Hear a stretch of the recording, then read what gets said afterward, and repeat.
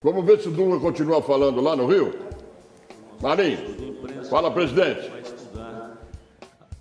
E vamos atender se for o caso. Com relação à Granja Comari, quando nós fizemos a grande reforma, privacidade. Eu disse isso, inclusive, a vocês. Em primeiro lugar, a privacidade. Segundo, o conforto para os jogadores. E terceiro, a segurança. Esses três itens. Eu estive lá e conversei muito com o responsável pela segurança, que era o Castelo Branco, o Castelo. Bom, nós já estávamos pensando nisso.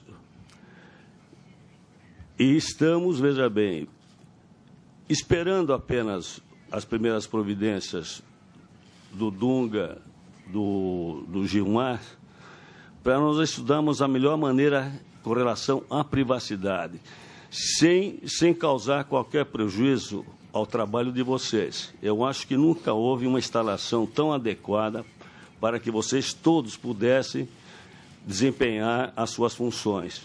Eu acho que foi uma coisa inédita na Granja. E nós queremos sugestões como essa que você apresentou. Vamos estudar, ouvindo principalmente agora o Dunga, e tomar as providências que nós julgamos necessárias, de acordo, inclusive, com isso que você falou, para que ele tenha a maior liberdade de treinamento, a maior liberdade e as melhores condições, sem prejuízo, isso foi conversado amplamente, sem qualquer prejuízo da atividade da imprensa. E o Ceará?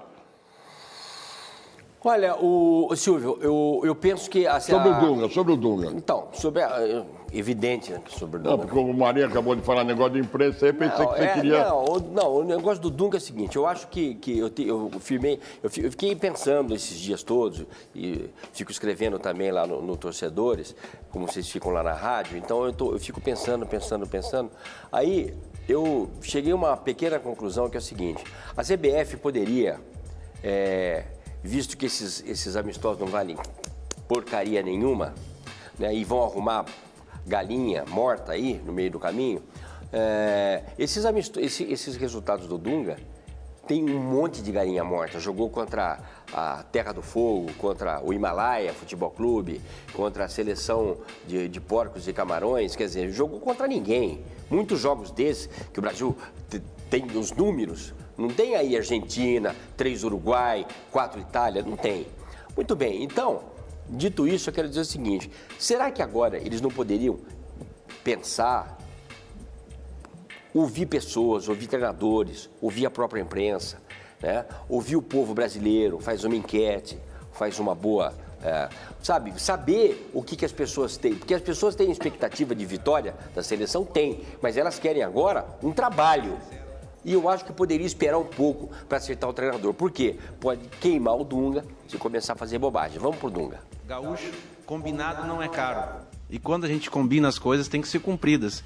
E eu talvez tenha levado a muito na ponta da faca, né? Porque eu cumpri tudo aquilo que foi combinado.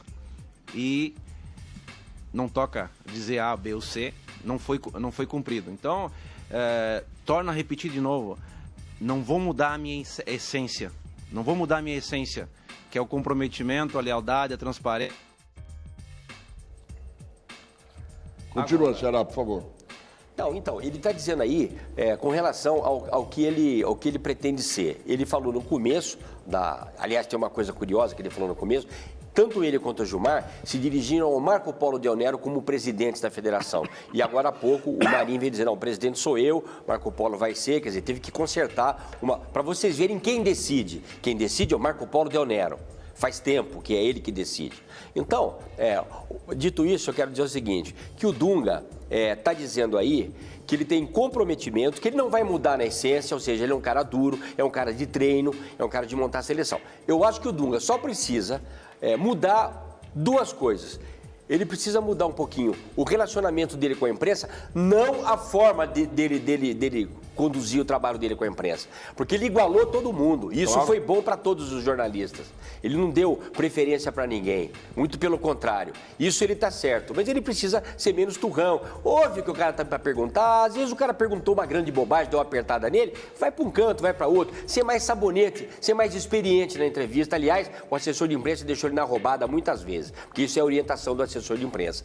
E a outra coisa é que ele precisa preparar o time para o revés. Hoje em dia, você vai jogar contra por exemplo, contra o Chile, você vai tomar um calor do Chile. Você não vai chegar lá e dar uma chinelada na Costa Rica.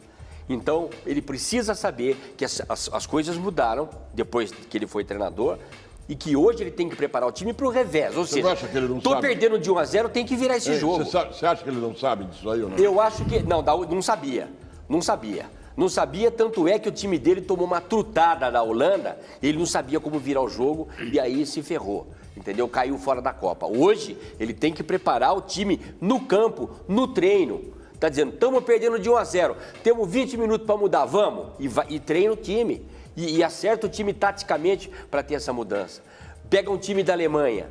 Ele tem que estar preparado taticamente para enfrentar um time desse. E é isso que ele tem que mudar. E eu acho que isso, agora, ele pelo menos está esperto. Foi comentarista, agora conhece esse lado aqui também. Aliás, foi comentarista com você também, né?